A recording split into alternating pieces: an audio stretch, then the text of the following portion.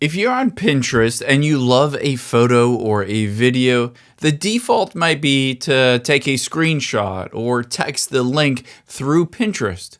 But did you know that you can actually just download those photos and videos directly to your phone, iPhone, Android, or even a computer? I'll show you exactly how to do that so you don't have to take screenshots anymore.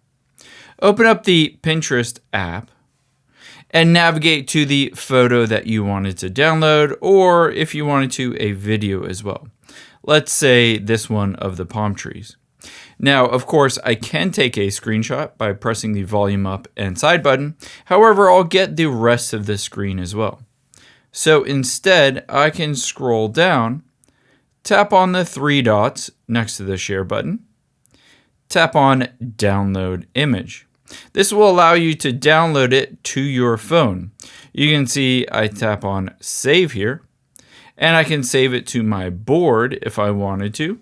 I can also send it as a text message. I can save it as a collage, or I can tap on more apps here, and I can do whatever I want with it in here, in addition to copying it or sending it as a text message.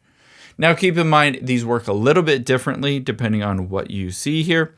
So for instance, if I go to a different one, say this one, and tap on the three dots, it doesn't say download image, it just says download collage. So I can tap on that and I can choose whether to have a video or these other ones or just an image, and tap on download. And just like that, you can see image saved to camera roll. So you can choose whether it is a video or an image depending on the specific post or pin on Pinterest. I hope this helps. If you enjoyed this video, check out the video over to my right. I think you'll really like that one too. And thanks for watching.